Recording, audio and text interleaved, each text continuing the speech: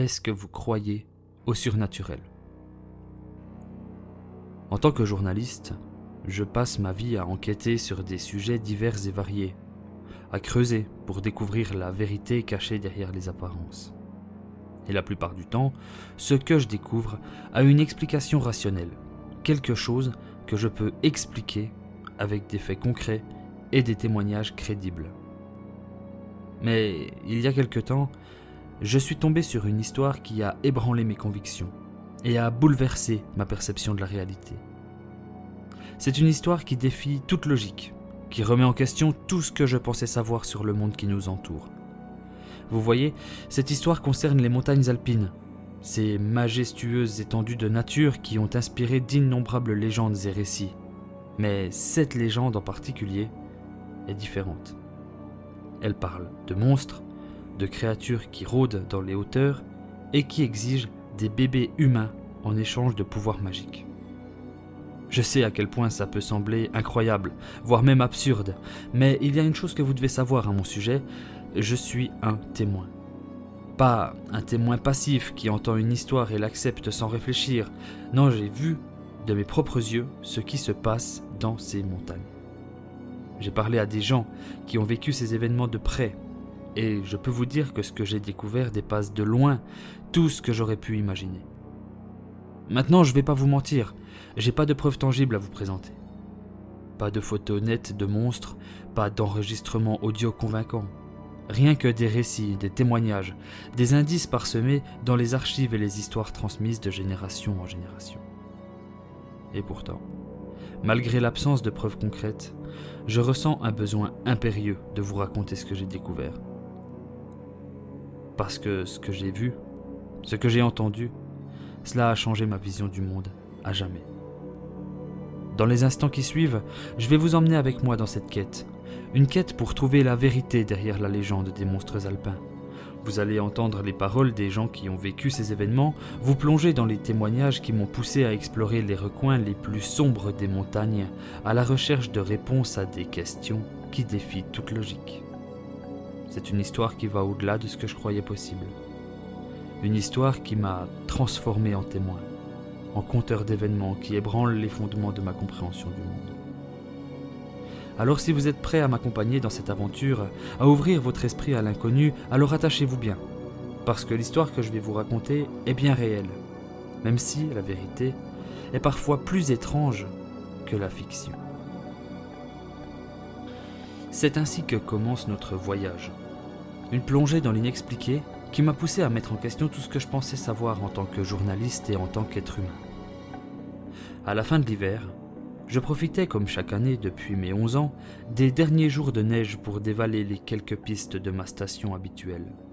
Je réfléchissais alors à un sujet pour mon prochain article, et je commençais à avoir une idée bien précise. Assis sur le télésiège, je ne pouvais, à chaque remontée, m'empêcher d'admirer les hauts pics blancs autour de moi. Au pied de ces géants millénaires, je me sentais souvent inspiré, peuplant mentalement les sommets d'êtres fantastiques, bâtissant des villes de neige ou de dragons de givre, se dissimulant dans les nuages accrochés au flanc des montagnes. Un domaine dans lequel en aucun cas je n'étais pionnier. Yeti, bouqueteux, raiji, ils sont nombreux à hanter les cimes des mythes. C'est par coïncidence, certains diront par prédestination, qu'un soir, après une longue session de ces envolées imaginaires en remonte-pente, je suis tombé sur un article récemment mis en ligne. Un article appelant justement à se questionner sur les étrangetés que l'œil humain fait naître au sein des congères. Je venais de trouver le sujet de mon article, et de tomber captif des diables dans la montagne, une légende rurale comme il en existe des milliers, mais subtilement analysée par l'esprit aiguisé du folkloriste Jacques Fourchet, décrit comme professeur émérite à l'université de la Sorbonne, dont j'essaie ici de retranscrire le style académique. Au sujet des diables dans la montagne. Sous le voile étoilé de la nuit, les montagnes s'élèvent comme des gardiennes des temps anciens, leurs vallées encaissées abritant les secrets du passé. Cependant, la nuit noire cache une légende ancienne, Une histoire que murmurent les vents alpins depuis des générations.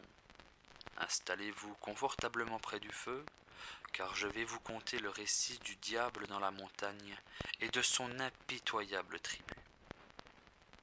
Au cœur de l'hiver implacable, lorsque les étoiles scintillaient d'un éclat glacial et que les montagnes se revêtaient d'un manteau de neige, se murmure une histoire.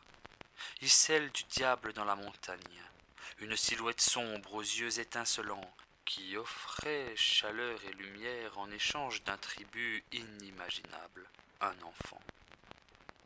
Un jeune rêveur, désespéré par l'hiver glacial, s'en alla sacrifier son propre fils, croyant qu'ainsi sa famille pourrait survivre à la cruelle saison.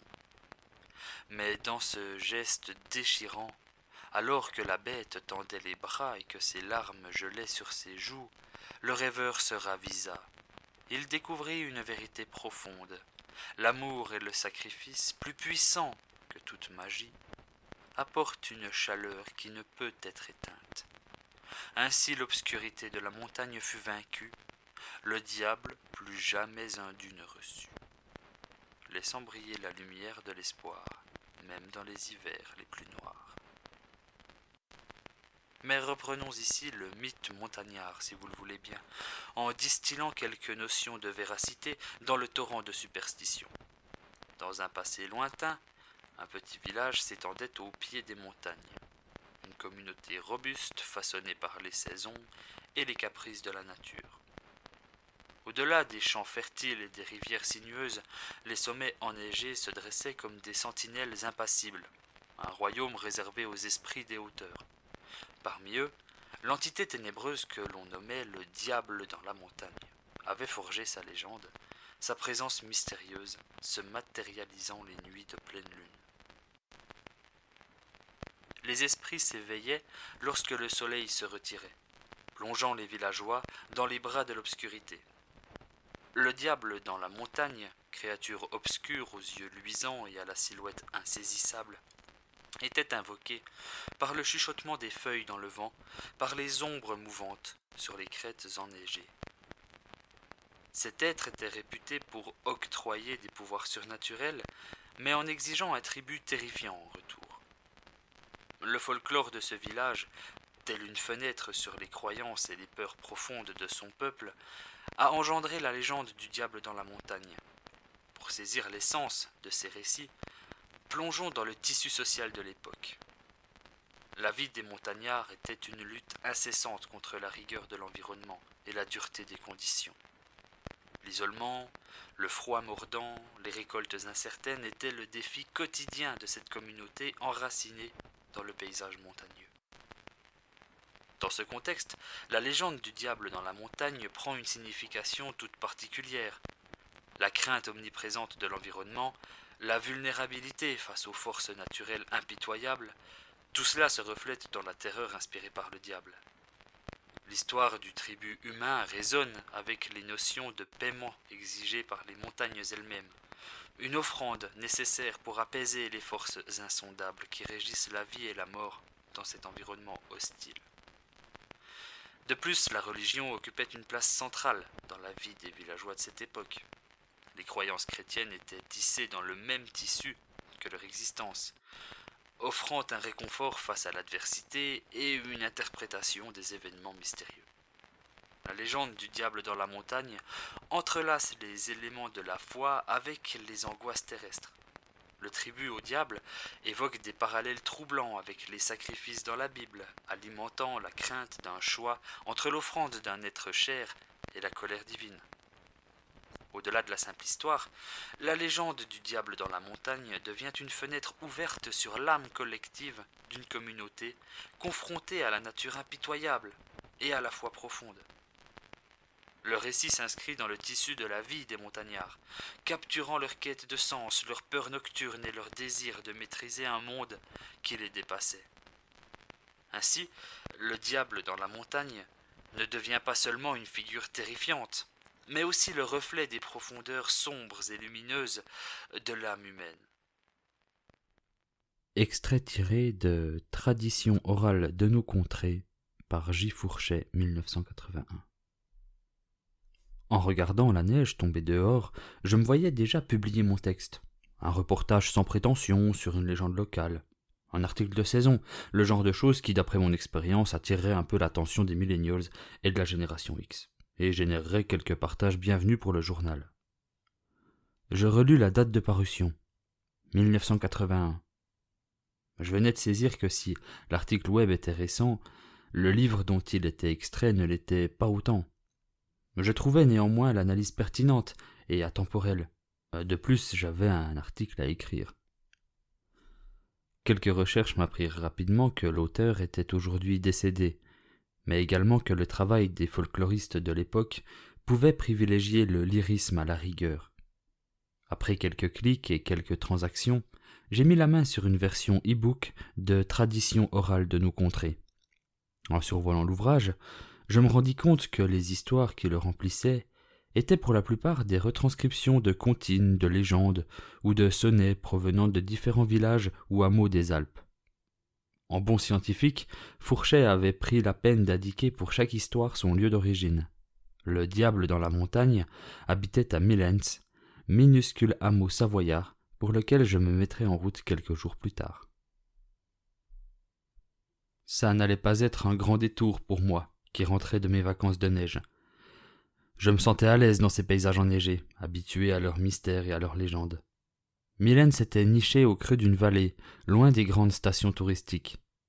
C'était un endroit où le temps semblait s'écouler plus lentement, où les traditions et les histoires locales se transmettaient de génération en génération. En arrivant à Millens, je fus accueilli par un calme paisible. Les rues pavées étaient désertes, la neige formant un épais tapis blanc sur les toits des maisons. Je pris la décision de me rendre directement sur la place du village, devant le petit magasin, là où il y avait un peu de passage et où j'allais pouvoir recueillir des témoignages de locaux.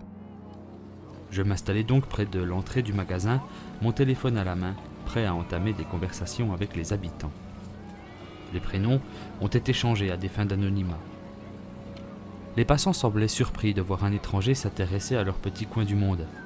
Je commençai par engager la conversation avec une femme âgée, Marie, qui sortait du magasin avec un panier de provisions. Elle m'observa avec curiosité, puis son visage s'illumina d'un sourire chaleureux. « Ah, la légende des diables dans la montagne! C'est une histoire que nos aïeux nous ont racontée depuis des générations. On dit que des diables rôdent dans les hauteurs, offrant des dons magiques en échange de son âme. C'est une vieille histoire. » Elle me parla ensuite des nuits de pleine lune dans l'ancien temps, quand les habitants restaient chez eux, terrifiés à l'idée de croiser le diable. Elle mentionna également la vieille église du village, où les villageois se réunissaient autrefois pour prier et se protéger des forces obscures. Après avoir remercié Marie, je continuai mes entretiens avec d'autres habitants. Un homme plus jeune, Jean, me raconta une version différente de la légende. Mon grand-père m'a toujours dit que le diable dans la montagne pouvait accorder des pouvoirs spéciaux en échange d'un enfant. Les gens du village croyaient que c'était un moyen de s'assurer que nos hivers soient moins rudes. Certains racontent même que des parents avaient offert leur propre enfant dans le passé. Les différentes versions de la légende m'intriguaient. Les détails pouvaient varier, mais le thème central restait le même. Le diable offrait des dons en échange d'un être vivant. Les récits semblaient refléter les peurs et les espoirs de la communauté. Après avoir recueilli plusieurs témoignages, j'entendis finalement parler du musée de Millens. Il me restait un peu de temps avant de rentrer et tout mettre en boîte. Je décidai donc de le visiter, espérant y trouver des informations plus approfondies sur l'histoire de la légende. À l'intérieur du musée, je fus accueilli par une exposition dédiée à l'histoire et à la culture locale. Au fond de la salle, je remarquai une section consacrée aux légendes. Un vieux projecteur de cinéma était installé et un film en noir et blanc tournait en boucle. Je m'approchai et écoutai le récit grésillant d'un homme âgé qui racontait une histoire assis sur un tronc et arc-bouté sur sa canne. Le film capturait l'ambiance du village d'autrefois, me transportant dans une époque révolue. Il n'y avait aucune mention légale, aucun nom. La gardienne ne put pas mieux me renseigner. Le film provenait d'un don fait à la commune dans les années 60 par un amateur de cinéma, aujourd'hui décédé et sans héritier. Lui ayant expliqué ma démarche, elle m'autorisa toutefois à enregistrer le film avec mon téléphone, en échange d'un remerciement à la fin de mon article. Je retranscris ici en substance le contenu du film concernant la légende des diables dans la montagne. Ah, les diables dans la montagne, c'est une histoire qui remonte à bien avant nos naissances, quand les montagnes étaient encore plus sauvages et mystérieuses, et que les nuits d'hiver étaient glaciales et interminables. Dans le village, les hivers étaient rudes et les gens étaient des pauvres gens, vous voyez. Les gens y travaillaient dur pour survivre, et puis les vieilles, elles racontaient des histoires pour se réchauffer dans les longues nuits froides. Puis l'une de ces légendes, c'était celle du diable dans les montagnes. Et vous voyez, dans cette version de l'histoire-là, les diables n'étaient pas nécessairement malveillants. Non, ils étaient plutôt des esprits bienveillants de la montagne, des gardiens de la nature, et puis des secrets cachés, qui sont cachés sous la neige. On disait qu'ils pouvaient donner la vie, qu'ils faisaient pousser les plantes, qu'ils soignaient les bêtes et puis les gens. Mais les vieilles, elles disaient aussi qu'ils offraient la vie. Mais bien sûr, comme c'est souvent le cas avec les histoires de ce genre, il y avait un prix, il y avait un prix à payer. Dans notre légende, les diables demandaient bel et bien des enfants, mais pas de la manière que vous pourriez penser. Ils ne les prenaient pas pour les emmener dans les ténèbres, oh non. Les gens, ils les donnaient pendant les feux de joie, pendant les grandes fêtes. Voyez, ces feux de joie, c'était comme des offrandes, des échanges de vie entre les humains et les esprits de la montagne. Les diables, ils prenaient les cadeaux et puis en échange, ils offraient la vie, de la chaleur et puis de la lumière pendant les hivers, quand il y avait les froidures. Les petits qui étaient choisis, on les laissait aller de bon cœur, et on croyait qu'ils devenaient une part de la nature elle-même, et puis qu'ils veillaient sur le village. Cette version de l'histoire, bien sûr, diffère de celle que j'avais entendue auparavant. Elle nous rappelle que les légendes sont souvent complexes, pleines de nuances et de significations cachées. Dans un monde où chaque vie comptait, où la survie dépendait d'un équilibre fragile avec la nature, il n'était pas étonnant que nous imaginions des échanges de vie avec les forces qui régissaient notre environnement. C'est ainsi que se racontait la légende des diables dans la montagne dans le temps de nos ancêtres. Une histoire de dons, d'échanges et de réciprocité entre les humains et les esprits de la montagne. Une histoire qui nous rappelle que même dans les coins les plus sombres de notre monde, il y a toujours de la lumière et de l'espoir à trouver.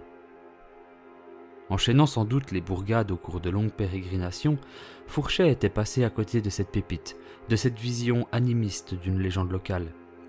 Je quittai le musée avec une mine de renseignements et une compréhension plus profonde de la légende du diable dans la montagne. Cette version était totalement inédite et garantissait à elle seule un article de qualité et bien documenté. De retour chez moi, je me suis empressé de mettre en ordre les notes et les enregistrements que j'avais collectés à Milens. Assis devant mon ordinateur, les images du village et les récits de ses habitants m'ont inspiré pour rédiger mon article. Chaque mot, chaque phrase était soigneusement choisi pour capturer l'essence de la légende et les perspectives des témoins. Quelques jours après la publication, l'article a commencé à faire son chemin sur les réseaux sociaux. Les lecteurs semblaient captivés par les différentes versions de la légende, par la manière dont elle reflétait les croyances et les espoirs d'une communauté confrontée à des hivers rigoureux. Les commentateurs et les partages ont afflué, et j'ai ressenti une satisfaction profonde en constatant que mon travail avait touché les gens. Bien que je m'y attendais, le succès modeste de l'article m'a rempli de joie. Les légendes ont le pouvoir de nous connecter à notre histoire, à notre identité et à notre environnement, et grâce à ces quelques lignes, j'ai pu partager la magie de la légende des diables dans les montagnes avec le monde, tout en honorant la mémoire de ce petit village au creux des montagnes. Alors que je pensais que l'histoire des diables dans la montagne en resterait là, une surprise inattendue m'attendait quelques semaines plus tard. Un matin, en ouvrant ma boîte de réception, je découvris un message d'un expéditeur qui m'était inconnu. Le sujet énigmatique « Légende des montagnes » a instantanément capté mon attention. Intrigué, j'ai ouvert le message pour y découvrir le courriel d'un garde-chasse dans le Tyrol que je vais ici appeler Luca. Son message, rédigé dans un français approximatif, était bref mais chargé de mystère, me proposant de discuter de la légende des diables dans la montagne. Bien que notre site soit traduit dans plusieurs langues, en général la majorité de nos lecteurs sont francophones ou anglophones. Un lecteur autrichien était une première pour moi, et cela m'intrigua presque autant que le contenu du message.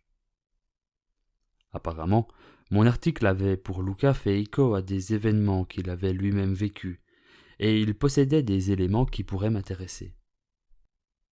Y voyant une potentielle suite à mon dernier succès, je n'hésitai pas longtemps avant de lui écrire en retour. En revanche, vu mes compétences en allemand, je dus lui répondre en anglais, ce qui sembla l'arranger également lors de nos échanges, dont voici une transcription traduite et non exhaustive. De Luca, objet, légende des montagnes. Cher Sam, je m'appelle Luca et je suis garde-chasse dans le Tyrol, dans la région d'Aschenkirch en Autriche. Votre article sur la légende des diables dans la montagne a attiré mon attention. Je connais une histoire similaire qui tourne autour d'un ancien dolmen près de chez moi. Si cela vous intéresse, je serais ravi de discuter de cette histoire avec vous. Je suis souvent émerveillé par les légendes des montagnes et j'ai l'impression que nos histoires pourraient avoir des points communs. Cordialement, Luca. De Sam, objet, légende des montagnes. Cher Luca, je vous remercie pour votre email. Je suis ravi d'apprendre que mon article a éveillé votre intérêt. Vos connaissances sur une histoire similaire liée à un dolmen m'intriguent grandement. Je serais plus qu'heureux d'en savoir davantage sur cette histoire et peut-être de la partager avec nos lecteurs.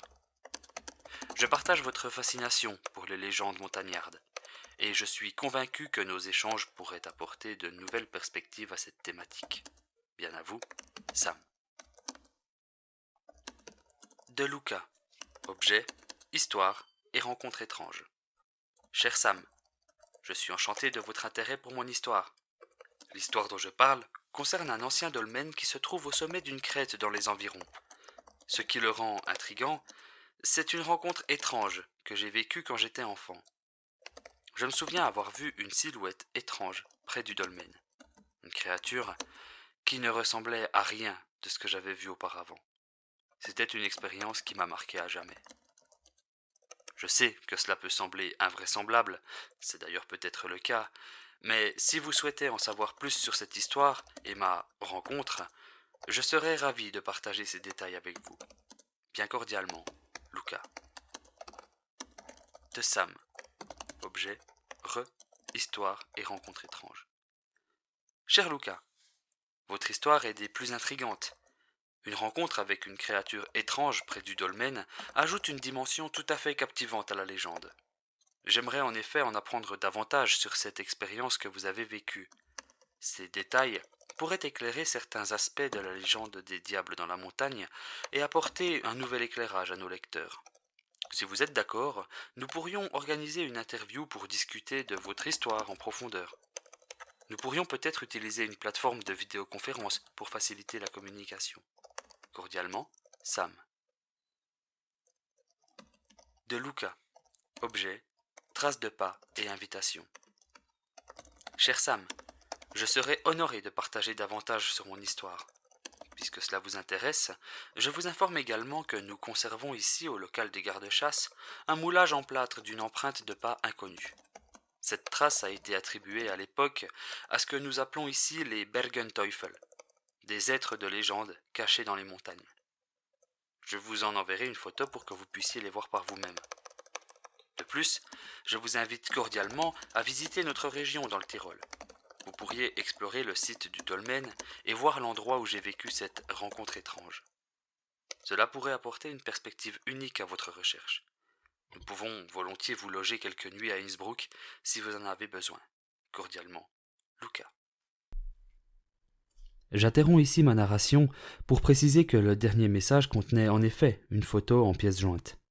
Sur l'image, visiblement prise avec un téléphone, figurait un bloc irrégulier de plâtre.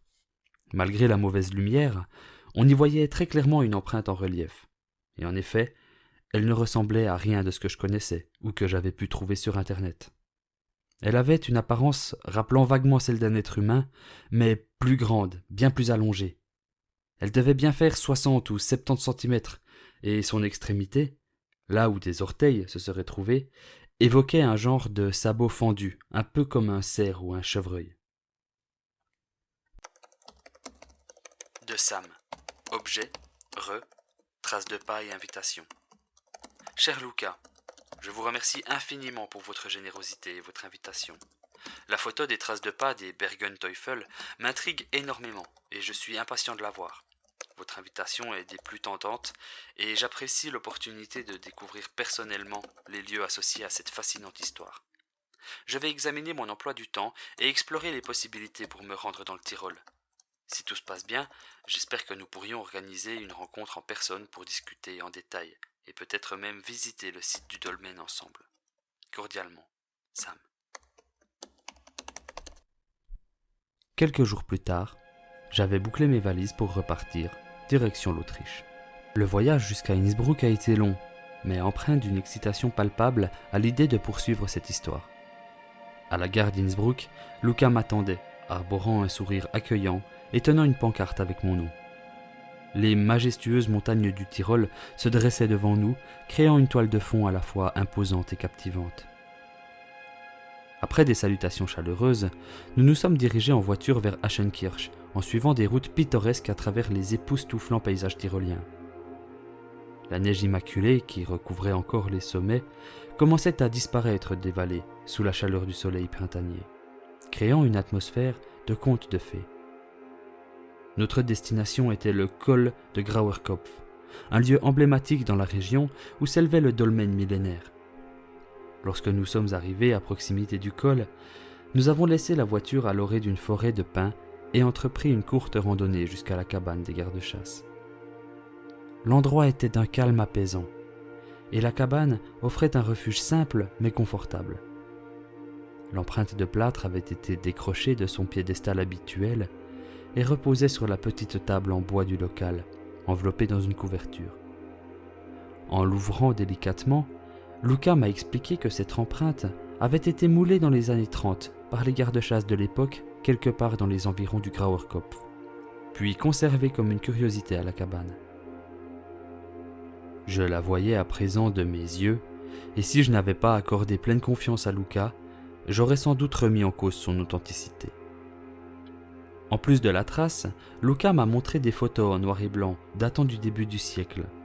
Les images montraient le dolmen dans toute sa majesté, au milieu d'un paysage sauvage et indompté. Lucas a expliqué que le dolmen avait perdu une partie de sa prestance au fil des années, les secousses régulières de la région ayant contribué à son déclin. Après avoir observé ces artefacts du passé, nous nous mîmes en chemin en direction du dolmen. La randonnée était émaillée de discussions animées sur les légendes locales, la nature mystérieuse des montagnes et les histoires transmises de génération en génération. Les montagnes semblaient garder jalousement leurs secrets, tout en offrant des panoramas spectaculaires à chaque tournant du sentier. Lucas me montra également l'endroit où il disait avoir aperçu l'un de ces êtres mystérieux au détour d'un chemin lorsqu'il était encore un bambin. À nouveau, ce n'est que par confiance en mon interlocuteur que je ne classais pas son récit parmi les hallucinations ou les débordements de l'imagination enfantine. Arrivé au dolmen, une ambiance étrange s'est installée. La grandeur du site m'a frappé, mais elle était accompagnée d'un sentiment de malaise, comme si l'histoire et les mystères du lieu me pesaient sur les épaules. Alors que nous en faisions le tour, respectueusement et silencieusement, je me suis retrouvé en proie à un étrange mélange d'émotions. La présence du dolmen semblait magnétique, attirant mon attention de manière irrésistible. Je frissonnais en imaginant de monstrueux êtres aux pieds fourchus et aux yeux brillants danser et dévorer des enfants au milieu de ces gigantesques pierres sombres. Je sortis mon appareil photo et capturai chaque détail de l'antique structure sous différentes perspectives. Alors que nous discutions à proximité, j'ai remarqué des bougies disposées autour du dolmen, ainsi que des dessins et des mots laissés par des visiteurs. Lucas m'a expliqué que ces offrandes étaient souvent des prières, des vœux ou des messages accrochés çà et là par des âmes curieuses à la recherche d'une connexion avec les mystères de la montagne. Parmi les objets déposés, il y avait un petit morceau de papier coincé sous une pierre et portant le nom Sarah, ainsi qu'un mot griffonné à la hâte. Sarah étant à nouveau un nom d'emprunt. Luca m'a expliqué que Sarah était une habituée de la région. Elle venait souvent randonner dans les montagnes, à la recherche de réponses aux questions que la nature suscitait en elle. J'ai évoqué mon désir de rencontrer Sarah et d'en savoir plus sur les motivations qui la poussaient à laisser ses messages au dolmen. Avec bienveillance, mon partenaire accepta d'arranger cette rencontre à notre retour à Innsbruck. À mesure que le soleil amorçait sa descente vers l'horizon, nous avons entrepris la redescente vers la cabane, puis vers la voiture. La nuit tombait doucement lorsque nous sommes arrivés en ville. Luca m'emmena jusque chez lui et me présenta à sa femme et à son fils. Nous avons partagé des bières, des anecdotes et des éclats de rire. La journée riche en découvertes s'est terminée sur une ambiance conviviale, créant des souvenirs que je chérirai longtemps. La soirée s'est poursuivie avec des échanges passionnants et des discussions sur les mystères et les légendes. Le sommeil m'a enveloppé dans ses bras alors que j'anticipais la rencontre à venir avec Sarah et la poursuite de cette quête fascinante au cœur des montagnes autrichiennes. C'est depuis le salon de Luca que je rencontrai Sarah, par écran interposé lors d'une visioconférence. J'ai alors découvert une personne haute en couleurs, excentrique et un peu New Age, mais visiblement passionnée. À nouveau, la discussion s'était principalement faite en anglais, et la retranscription qui va suivre, bien que relatant l'essentiel de notre échange, est traduite et n'est pas exhaustive. Bonjour Sarah, merci de prendre le temps de discuter avec moi. J'ai été très intrigué par vos messages laissés au dolmen, et Luca m'a parlé de vos connaissances impressionnantes sur les légendes alpines. Je suis impatient d'en savoir plus sur ce que vous appelez les enfants des étoiles. Bonjour Sam, ravi de faire votre connaissance. Les enfants des étoiles, comme je les appelle, sont des créatures mystérieuses qui hantent les montagnes alpines depuis des temps immémoriaux. Ils sont souvent liés aux légendes des diables dans la montagne, mais je préfère voir leur rôle comme étant plus vaste et complexe. C'est fascinant. Pourriez-vous me raconter plus en détail ce que vous savez sur ces créatures et leurs liens avec les légendes locales? Absolument. Selon les récits qui se sont transmis à travers les siècles, les enfants des étoiles seraient des êtres venus d'ailleurs, des entités qui auraient un lien profond avec les forces de la nature et les énergies cosmiques. On dit qu'ils sont attirés par les endroits élevés comme les sommets des montagnes, où ils se connectent à des portails éthérés. Des portails éthérés? Vous pouvez m'en dire un peu plus à ce sujet? Bien sûr, selon certaines croyances, ces portails seraient des points de convergence entre notre monde et d'autres dimensions. Les enfants des étoiles auraient la capacité de voyager à travers ces portails, ce qui expliquerait leur apparition soudaine et leur disparition mystérieuse. Ils seraient venus sur Terre avec un objectif spécifique, peut-être pour échanger des connaissances ou pour maintenir un équilibre entre les forces naturelles. Cela soulève beaucoup de questions. Avez-vous des exemples spécifiques de témoignages ou de légendes qui impliquent ces enfants des étoiles? Oui, absolument. Au fil des âges, il y a eu de nombreux récits de rencontres avec ces êtres énigmatiques. Des gravures, des dessins et des écrits anciens témoignent de leur apparition. Voici par exemple une gravure du XVIIe siècle montrant des villageois communiant avec les enfants des étoiles lors d'un feu de joie. On croyait que ces feux créaient un lien entre les deux mondes. C'est vraiment fascinant. Ces légendes ont-elles également des éléments communs avec les récits d'enfants disparus dans les montagnes? Ah oui, en effet. Une croyance répandue est que les enfants des étoiles offraient des dons extraordinaires en échange d'enfants humains. Ces enfants seraient devenus les gardiens des portails ou les intermédiaires entre les mondes. Parfois, on raconte que des parents désespérés offraient leurs propres enfants lors de feux de joie, cherchant à établir une connexion avec ces entités célestes. C'est une perspective vraiment unique sur ces légendes.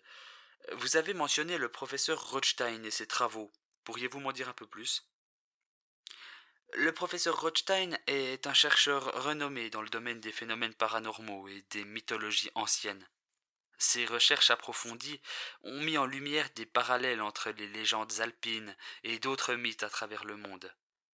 Je vous recommande vivement de consulter ces ouvrages pour obtenir une vision plus holistique de ces récits. Je prends note de cela. Merci pour toutes ces informations, Sarah. Cela ouvre de nouvelles perspectives passionnantes pour mon enquête.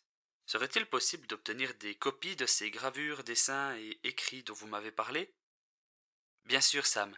Je serai ravi de vous fournir ces documents pour enrichir vos recherches. Je vous enverrai tout cela par courrier électronique après notre conversation.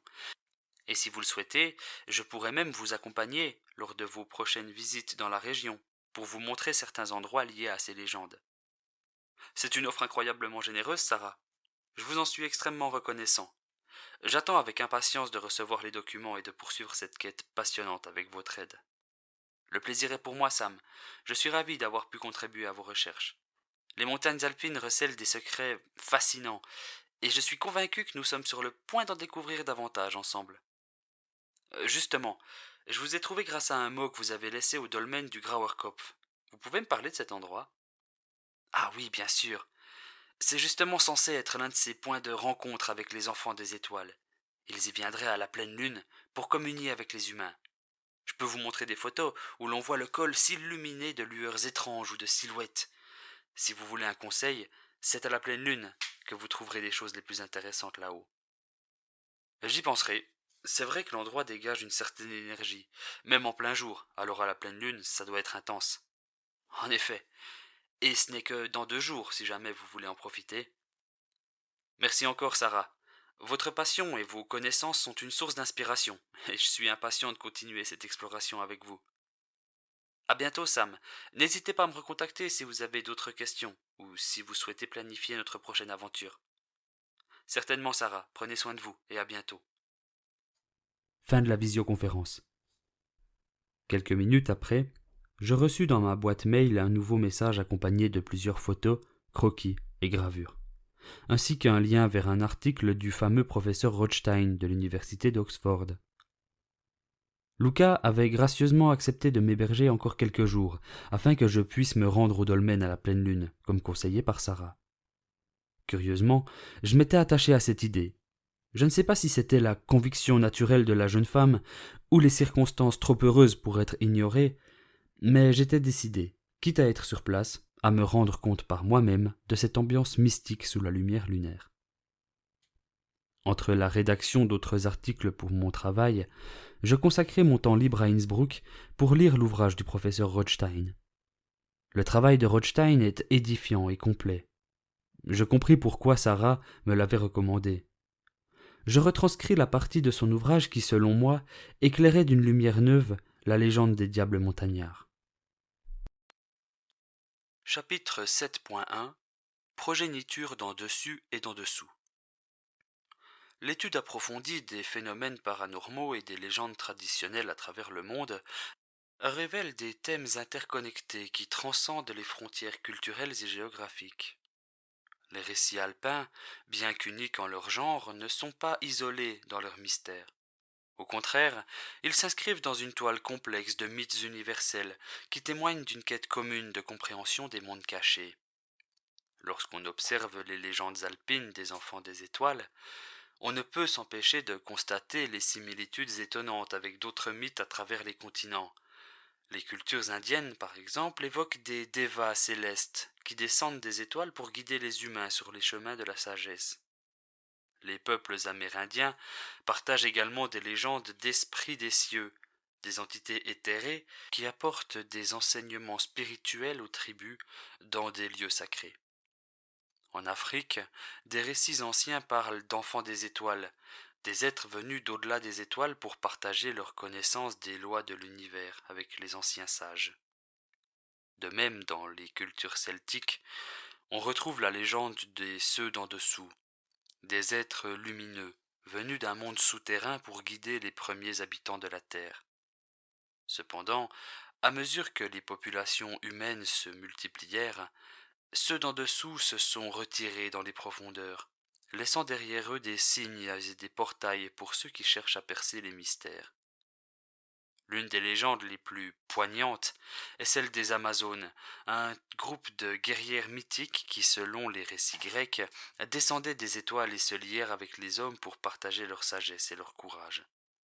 Elles enseignèrent aux hommes l'art de la guerre et la maîtrise de soi avant de retourner finalement aux cieux d'où elles étaient venues.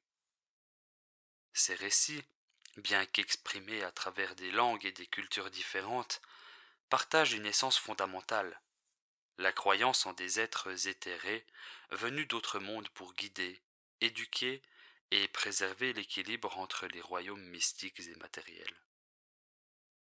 Les portails éthérés qui apparaissent dans les légendes alpines sont également présents dans d'autres cultures, offrant des points de contact entre notre réalité et des dimensions inexplorées. Pourtant, une ombre plane sur ces récits enchanteurs. Au fur et à mesure que l'humanité a envahi les recoins les plus reculés de la planète, les rencontres avec ces êtres éthérés se sont raréfiées. Le monde moderne, avec sa technologie omniprésente et son urbanisation croissante, semble éloigner les portes dimensionnelles qui reliaient autrefois nos mondes. Les enfants des étoiles semblent avoir été relégués aux recoins les plus obscurs de la mémoire collective, devenant des apparitions fugaces dans les récits du passé. De nombreux mythes relatent en outre de vaines tentatives d'accouplement entre les êtres du dessous et les humains, dans une volonté désespérée de survie propre aux espèces qui sentent venir leur fin. Cette évolution laisse place à une question troublante. Les légendes des siècles passés ne sont-elles que la manifestation des derniers représentants d'une espèce mourante ? Les récits du XXe siècle pourraient bien être le témoignage des ultimes interactions entre nos mondes, une étreinte finale, une dernière tentative d'hybridation, d'assimilation, avant le départ de ces êtres célestes vers des royaumes insaisissables ou leur disparition corps et biens. Dans une ère où les cieux sont constellés d'objets artificiels, peut-être est-il temps de nous tourner vers les récits anciens pour redécouvrir les portails qui nous unissent aux étoiles. Extrait tiré de Les mystères des mondes cachés par le professeur Harold Rothstein, Université d'Oxford 2015. Sans y voir des récits abracadabrants dignes des pires textes de Van Daniken, les dires de Rothstein fleuraient bon la large interprétation des mythes anciens. Il y avait cependant de quoi être perplexe. L'attrait pour les pierres levées du Grauerkopf me tiraillait. Peu importait si je n'y trouvais aucune forme de vie cryptozoologique, ni aucune illumination mystique à la pleine lune, je m'y rendrais.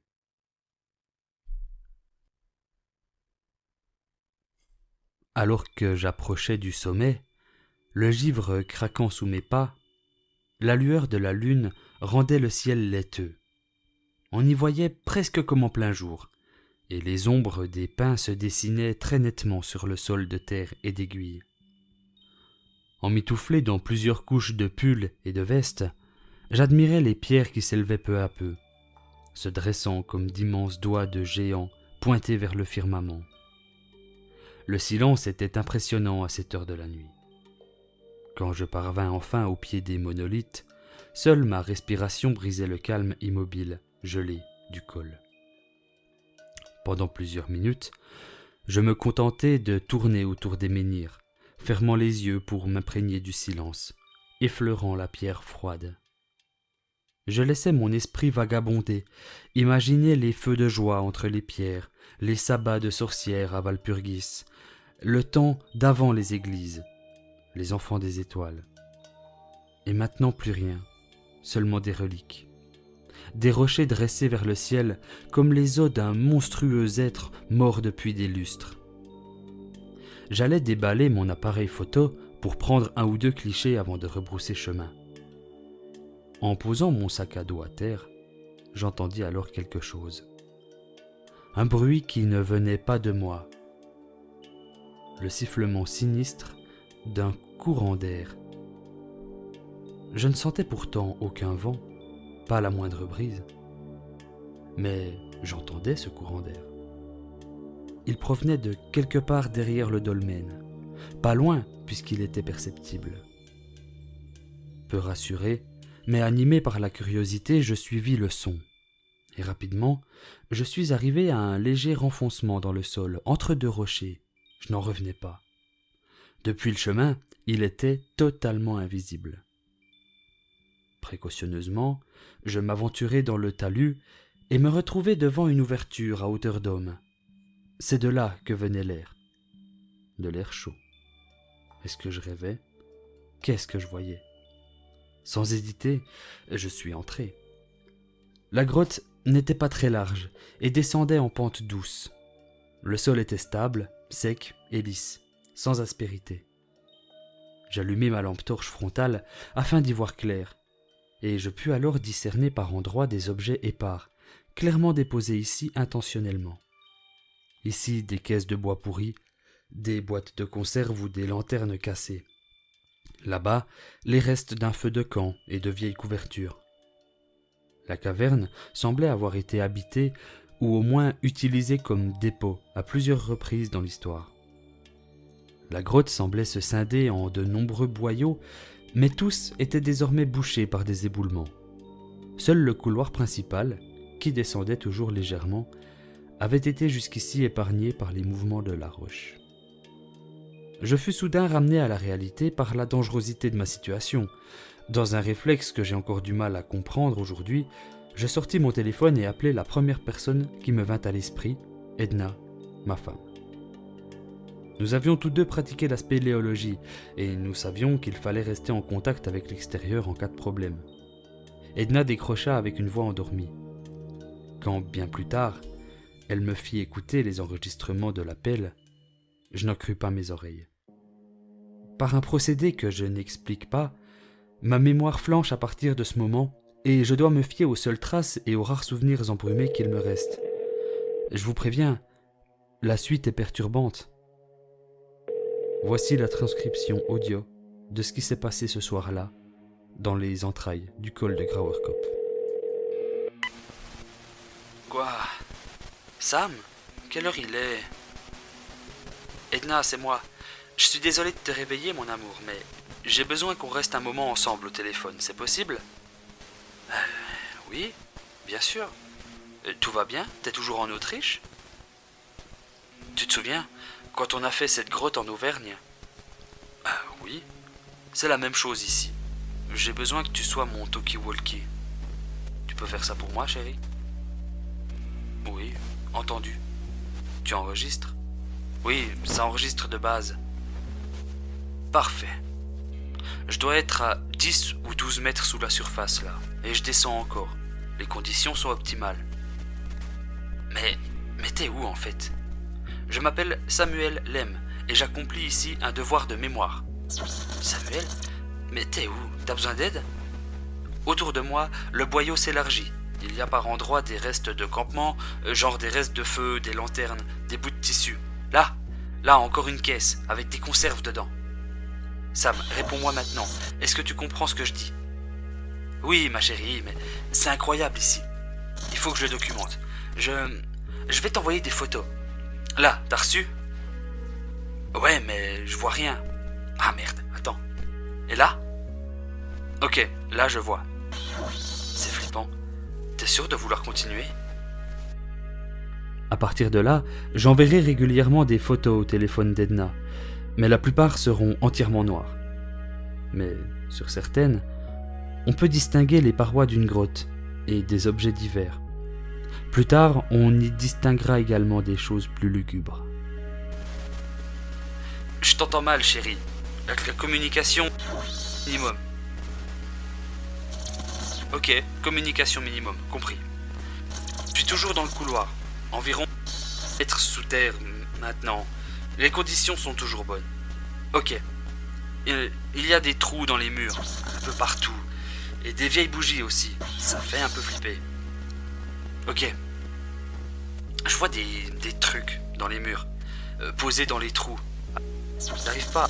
Ah ! Quoi, Sam ? Qu'est-ce qu'il y a ? Souvent, des os, des crânes. C'est des dizaines, peut-être des centaines de... Je t'envoie une photo. Oh, Merde, c'est des os humains, ça? J'ai pas compris, mais... J'ai pas compris ce que t'as dit. Des ossements humains. Et d'autres choses aussi. Ok, compris. Sois prudent, je t'en supplie. Ah, toujours, t'inquiète. Souci. J'ai juste été surpris. Je vais continuer à descendre. Il est toujours de plus en plus large. Attends, c'est quoi ça? Quoi? Une porte. Un genre de porte. Il y a quelque chose derrière. Une porte? Attends, j'entre. Mais tu entres où? Dans quoi tu entres? Ah, c'est magnifique. Tu devrais voir ça. Je t'envoie une photo. Ici, les parasites s'intensifient. Je comprends pas ce que je vois. C'est une grotte immense. Immense. C'est incroyable, merveilleux. Il brille comme des étoiles. Des étoiles. Comme des étoiles? Les murs brillent comme des étoiles? Mais t'es où? L'appel se coupe à ce moment-là, mais est très vite suivi d'un appel vidéo de ma part. Edna décroche, les parasites ont presque disparu. Qu'est-ce que tu fous? Regarde, on dirait les étoiles dans le ciel, l'espace, c'est incroyable. Je vois rien, Sam, à part tes mains. L'appel vidéo se coupe à nouveau et un appel audio est relancé. Arrête ça, Sam, tu me fais peur, vraiment. Ah, je suis désolé, je les ai retrouvés. Ils sont tous par terre. Par terre. Mais, attends, qui est par terre? Ils sont morts? Je m'appelle Samuel Lem. Ici. Devoir de mémoire. Sam? Je l'ai trouvé. Il y en a un derrière. Il doit forcément être là. Il est là. Au moins un. Au moins un. À ce moment, je commence à sangloter, de plus en plus fort, ce qui rend la compréhension plus compliquée encore. Il est là. Mon Dieu. Je l'ai trouvé. Le dernier, Edna. C'est le dernier. Mon... touché. Oh mon Dieu. Tellement seul. C'est horrible. Oh mon Dieu, mon Dieu. Samuel. Je... ça. Il est mort tout seul. Il est mort seul. Oh mon Dieu. Oh mon Dieu, mon Dieu. Sam, je comprends pas ce que tu dis. Tu ferais mieux de sortir maintenant, Sam. Sam, tu m'entends, Sam? La communication coupe et ne se relance pas. Quand Luca me retrouva au matin, à la cabane des gardes-chasse, je pleurais encore à chaudes larmes, sans savoir pourquoi. Cette immense tristesse m'avait submergé, moi, le dernier témoin des enfants des étoiles. Et il fallut plus d'1 heure avant que je m'en remette. Sans jugement, Luca me raccompagna chez lui, puis à la gare, avant de me laisser sur le quai. Encore soulevé d'émotion, je ne pus m'empêcher de le prendre dans mes bras avant de monter dans mon train. On s'écrit encore, de temps en temps, quand l'un de nous deux veut perfectionner ses langues étrangères. Il est retourné au Grauerkopf après ça. Il a trouvé l'entrée que je lui avais indiquée, mais après quelques mètres, celle-ci s'était désormais elle aussi effondrée. Moi j'ai retrouvé mon Edna, morte d'inquiétude. J'ai repris ma vie, mon boulot, et je n'ai plus jamais parlé de cette histoire.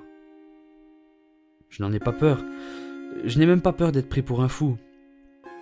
Mais l'insondable abîme de chagrin qui m'a envahi ce jour-là est mon fardeau.